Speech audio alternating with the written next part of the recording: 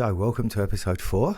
Just to start off this time, just to say I've had some fantastic feedback and it's given me so much encouragement to carry on with this as if I needed it, because I'm really enjoying it myself. I'm really finding it valuable it feels like a bit of a journaling experience. I'm not really someone who writes a lot of stuff down. I make a lot of notes.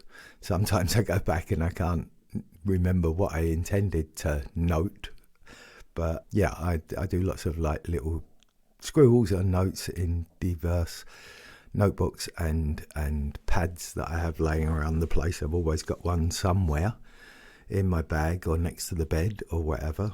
But I don't do any kind of journaling, anything like that. I'm very much more vocal than I am someone who writes stuff. But yeah, I've had some awesome feedback. First of all, from someone who I do very much appreciate. They sent me a text message, a voice message to say how much they could identify with the podcast, how they felt they were perhaps in a position where I'd been over the last year or so at the same time, and they're also trying to find their way forward, and how interesting they found it and how much they're looking forward to hearing what comes up next. And then I got some feedback again from somebody who's traveling with their girlfriend at the moment, and they listened to my podcast together. They got into a situation where it was unclear, are we going to have an argument? And he said, so now I'm going to try what we heard in Sean's podcast and ask the question, this is what I heard, is this what you meant? And yeah, it wasn't necessarily what she meant. It diffused the situation and it saved them an argument. So I'm chuffed to bits about that already. You know, I've saved one couple, perhaps 1 hour of arguing. And that's great, isn't it? I mean, that's an achievement, at least. And yeah, then I got another call from somebody else who surprised me even more, that they had not listened to the podcast. They expected they would listen, but to actually listen to the podcast and then take the same action of taking my hint of, just trying to clear up, first of all, if we're going to have an argument or not. If you don't know what I'm talking about, go back to the previous episode where I talked about non-violent communication, or just look up what non-violent communication is. But yeah, I am thrilled to bits that there's just at least a couple of people out there that, have taken action as a result of listening to my words, and it just feels good, just feels nice. So here I am again, sitting back in the chair in the studio, hoping that this podcast might just have the same effect on somebody. So today's episode is titled, You Can't Blame It All on Your Childhood, Just Grow Up. So yeah, where should we start with picking that apart?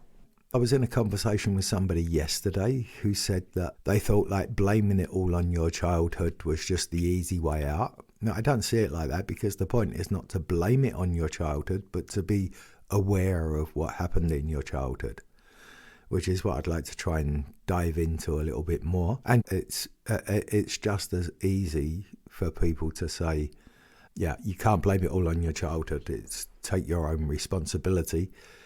At the same time, someone who's looked at their childhood can possibly just say, oh, well, it's all the fault of my childhood. So, yeah, I think it all depends where you're coming from. It depends on what sort of childhood you've had. I think that makes a huge difference. But yeah, basically, I was very much of the opinion that I had a great childhood and I had nothing to complain about. And so whatever defects, whatever problems I had in relating to other people, whatever situations there were where somebody confronted me with, the fact that perhaps I was acting like a child or letting my inner child react or something like that. I was very defensive, very, very defensive to my parents. If you've listened to any of the episodes up until now, you'll know how much I fucking love my mum and dad, how great I thought they were, what a great job I thought they did. That made life difficult because it felt like a betrayal if I was ever to say, I'm like this because this and this happened in my childhood, I didn't even want to look at it. I didn't even want to go there, because it felt like just making excuses and putting the blame at my parents' door where I thought they were blameless. What was really interesting for me was picking up on this, and I think a lot of that was triggered with Gabor Mate, but picking up on the fact that it's not about putting blame anywhere. It's just about becoming aware. And I've talked about this in my anger podcast, that there again, it's when I get angry, it's not who's made me angry. It's why am I getting angry? It's about the situation. It's about containment of that feeling. And I think that's also very similar in, the aspect of how much blame you put on your parents. So listening to Gabor Mate gave me the freedom, I guess, and Alain de Botton to a certain degree gave me the freedom to look at my childhood, look at the situations that occurred in my childhood, and to look at them in a critical way without placing blame, I guess. I think maybe I've used this example before, but the example of when I was a child, I think I was a very sensitive child. I remember crying a lot as a child. I remember being very emotional as a child. And I think that wasn't something that was very easy for my dad to deal with. I've said before, he was such a loving guy. He had such a big heart. But at the same time, he wasn't somebody you could say, I love you very easily. He wasn't someone who would express his emotions in words very easily. But again, I was never in any doubt that I was loved just because he didn't say it. But I know there were times as a child where I maybe cried, got upset about something, got frustrated by something, and Dad would react with humour and wouldn't be able to give that small child that what might have been better for that small child at that moment, which may have been to just give them a hug and say, it's all okay. I love you, your mum loves you, and it's all okay. Obviously now I can reflect and see all of that without placing blame. Dad did his best. He worked really hard for us. My parents always put us at the focal point of everything, my sister and I, without the ridiculously helicoptering of children that goes on nowadays. I was very free as a kid. I spent so much time out with friends, out discovering the world on my own from quite a young age. There was never a problem with that. And I think that did me a lot of good as well. So another situation that I can remember from my childhood was coming home for lunchtime from school. We lived practically opposite the school. It was like 100 yards that I had to walk. Getting back home and nobody being there, the house being locked, nobody being there, and just getting into a complete panic immediately with like this, what the hell, where is everybody? I'm alone. I'm always going to be alone. I don't know what was going on. I just know I can remember very clearly sitting on the doorstep and feeling lost and feeling alone. My mum got back. The bus was late. That's all it was. My mum got back like 10 minutes later. It felt like a lifetime sitting there waiting, but it was like 10 minutes, something like that the bus was late.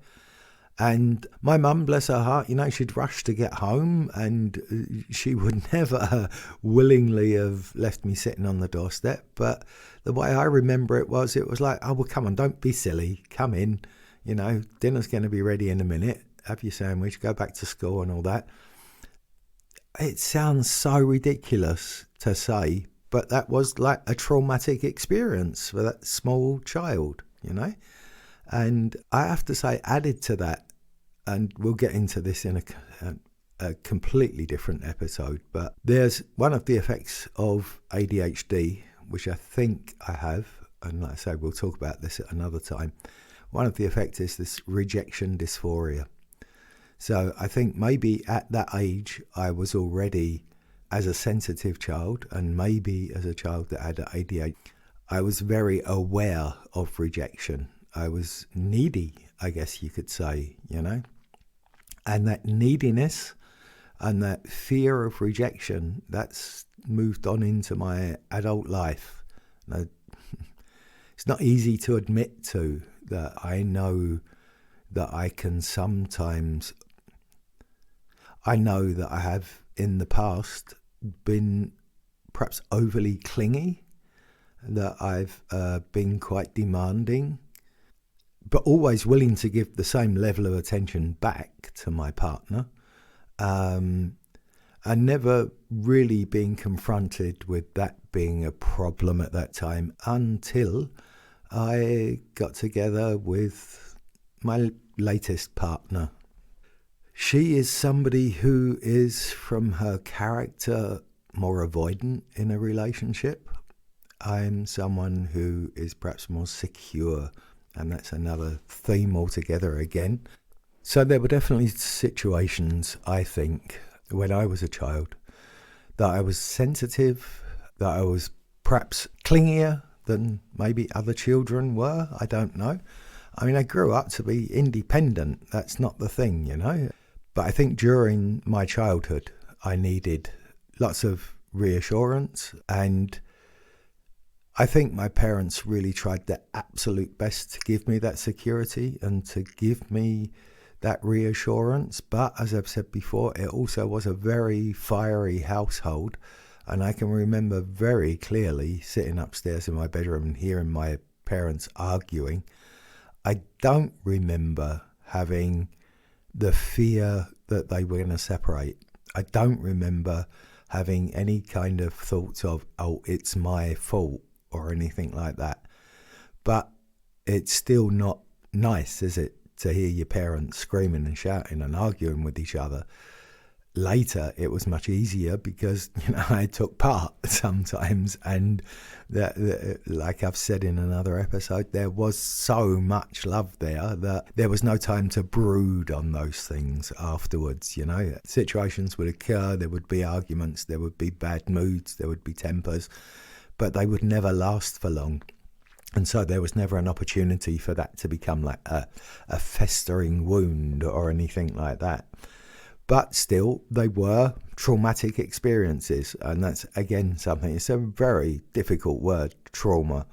The feeling you're walking down the stairs and you miss a step a little bit and you jolt? That's already a trauma for your nervous system, That goes, obviously, to the other end of the scale, how traumatic it is to be beaten, neglected and abused and all those other fucking terrible things that happen to children. But it is still trauma, this is just a word, that's the thing. So don't for one moment think that I am trying to compare what happened to me to what happened to other people. That's really not important. It's, it's just about this fact that traumatic experiences have an effect on your nervous system, and when they happen to you as a child especially, they can have an effect on how you behave as an adult, quite simply. So yeah, getting back really to the title of the podcast, you can't blame everything on your childhood, just grow up. So no, you can't blame everything on your childhood, but there is a value in looking at your childhood. There is a value in trying to find out where the things that trigger you in your adult life may have had a root in some way in your childhood. I've talked about inner child before, the value of not only seeing your own inner child, but also recognizing that I think all of us have got one, that takes the upper hand and controls the reactions.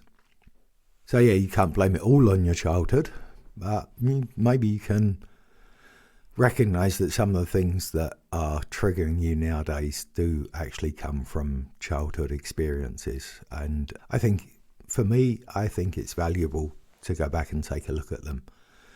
But when it comes down to apportioning blame, we can then come to a very interesting view of, who's making these decisions, who is reacting in these situations, There are so many influences from the day that we're born that have an effect on who we become as adults.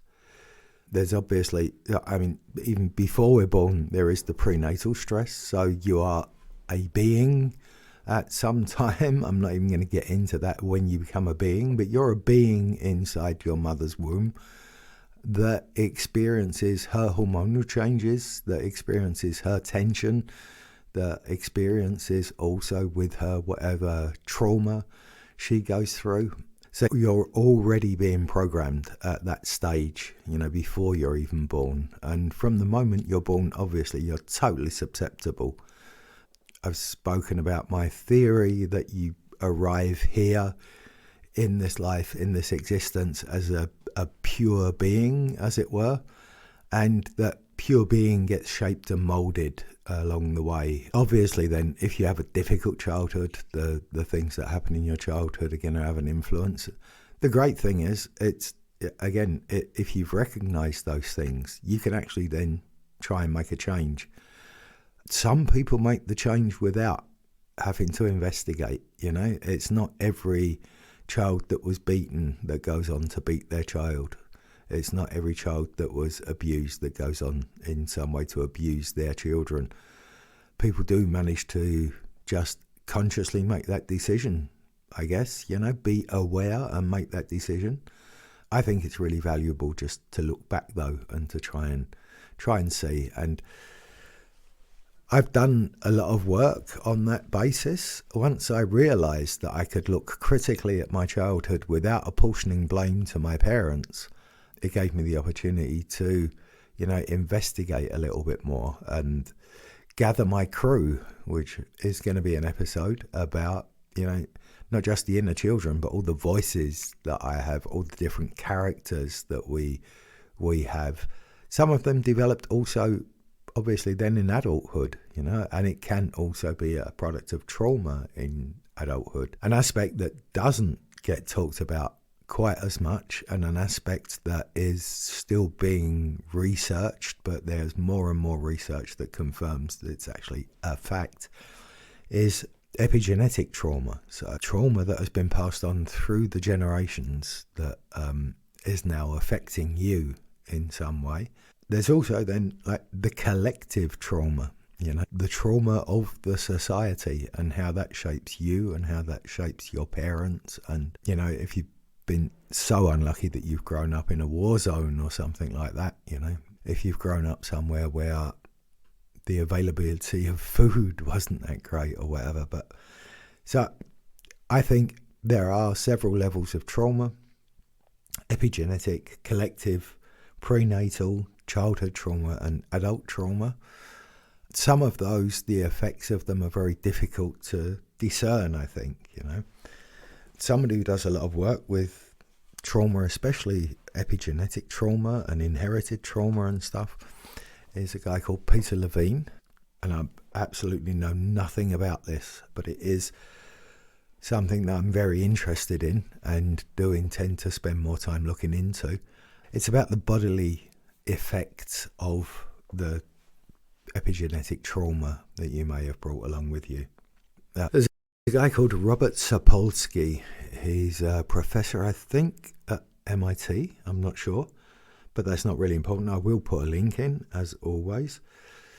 He goes so far as to say that we have no free will, that all of our decisions, that everything we do is so influenced through all of these different aspects of your genetic makeup, where you were born, what your childhood experience was, what your prenatal experience was, what the collective experience was, whether you've had a couple of positive days where you've been feeling up and happy, whether you've just had an argument, whether you're feeling sad, if you've just watched a sad film, if you've just listened to a happy piece of music or a sad piece of music. All of these factors influence us, and very many of them without the fact that we're even conscious that they're there. And so his thought is, regardless of how much we stop and think, how much we reflect, there is absolutely no way of knowing that the final decision that you make is your decision. What does that even mean, that it's your decision? I mean, it's not a view that's shared by everyone, and it's actually not a view that I can wholeheartedly share, but I think it's very interesting. And as I say, I'll put a link to one of his videos about free will into the podcast notes. There's also a great interview with Robert Sapolsky and Andrew Huberman about the effects of stress and also the basis of free will and what that really means. They also talk about neuroplasticity, which is then, for me, it's a bit of a contradiction to say that we can't change anything and we don't have free will, but there is neuroplasticity and we can change our brains, which is what Sapolsky says. I don't understand completely his theories on free will, but it does highlight this point of, who's deciding and where is that decision coming from? Where is that reaction coming from? Especially, it's a difficult thing to say, but especially if you're not aware, if you haven't gone down that path of becoming aware and really taking a closer look at some situations. It's really difficult to establish where is this decision based? What are the influences on this decision? A lot of the shows that Darren Brown's done have been very much based on the fact that he subliminally influences people. So puts up posters and stuff like that on their way to work that reference certain things that he wants them to react to later on in his show and stuff like that. So it's the same theory, isn't it? It's the same theory. We are being driven from the outside, and that's why I think it's important to try and get to that place where at least you're looking at the decisions. You're not just acting from a gut feeling. Intuition's a great thing, and it's something that we don't really understand fully, but I don't think you should ignore your intuition. But again, you have to have the awareness, is this my intuition? Is that gut feeling that we talk about? Is that gut feeling pure, I guess, at that moment? Or is it influenced by the fact that I'm hungry? Is it influenced by, I haven't had sex for a week? Or whatever, I've got a headache, am I feeling under the weather? They're all going to be influences. And that's, for me, the essential thing, so getting back again to really the middle point of this podcast of you can't blame your childhood. No, you can't blame your childhood, but you also can't blame being hungry, and you also can't blame being tired, and you also can't blame 1,000 other influences that have been made on you, but only then when you are making aware decisions. One of the things that I'm finding genuinely difficult with doing these podcasts is I had imagination that I was going to be doing the 23 episodes, 23 minutes long, about 23 different subjects. It's so difficult because that it all runs into one another. It's like the whole thing of awareness, which comes from meditation, which gives you maybe the opportunity, along with nonviolent communication, to be more reflective about your reactions and all that sort of thing. So, it's difficult sometimes to stick on a path with one thing.